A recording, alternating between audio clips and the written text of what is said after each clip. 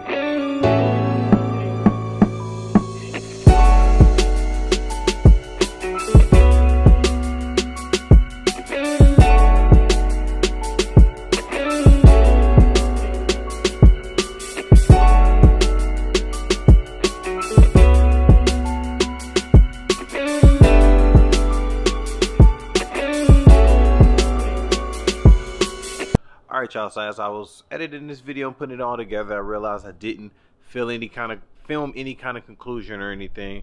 This video was shot over a couple of days. It is a whole nother day, obviously. You can tell by the outfit changes and everything. But I think it turned out pretty good. The bumper and the fenders, I mean not the fenders, the bumper and the side skirt or steps and the rear bumper, I think it all turned out pretty good. I'll give y'all another quick look at everything, just without all the B-roll type stuff or whatever. But yeah, I gotta fix my trim, the blue tape. I started peeling it off, but I think it turned out pretty good for what it is. I mean, but that's pretty much it. I mean, it's been a minute since I put this up. There's a lot that's going on. As y'all know, or if you're new here, and if you don't know, I am military. I am in the Air Force, so that's why I took a little bit to get this done, because I am supposed to be deploying within the next week or two. So that'll put a hold on all the videos, obviously, until I come back. And so I've just been running around getting that done, but I'm done with everything I need for that deployment now. It's just waiting for the time to actually come. But yeah, that's pretty much it for the bumpers on the Jeep right now. Again, I think it looks amazing, exactly how I want. There's a few more things that I want to go, like lift and tires and maybe a few things here and there, but for the most part, my truck is how I like it. Now I know a lot of y'all came here for the Jeep and everything, so they're not, the videos aren't stopping for the Jeep. I'm going to continue making videos for the Jeep, but like I said in a couple videos back or anything, I was working on a new project, and it's here. Here it is. This is my 1964 Chevy C10, original, long bed, everything, inline 6 engine, stock, everything, except for the sunroof. The person put a sunroof on it. I don't know why they put a sunroof on it. It looks terrible. I'm gonna take that out. But this is the new project. I don't know if y'all can see the front. It's kind of dark in here, but this will be the new project featured on the channel whenever I get back and I can start working on it. I'm still, again, gonna have Jeep videos, but hopefully y'all y'all stick around for this as well, because I think this will be great. This is one of my favorite trucks of all time. I've been looking for one for a long time. I got a lot of plans. I'm pretty much want to redo everything, paint, slam it, airbags, new wheels, tires, I don't know, everything you can do to it I want to do.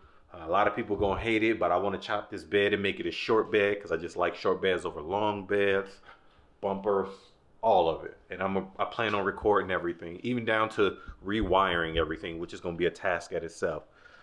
But that's to come in the future after I get back from deployment. Again, I hope y'all stick around for that as well. Thank y'all for joining me and watching my videos. Like, comment, subscribe. Let me know what y'all think of this. Let me know what y'all think I should paint it, or what color I should paint it, because that's what I've been going back and forth with, is the paint. But stick around with me. More to come. I'll check y'all soon.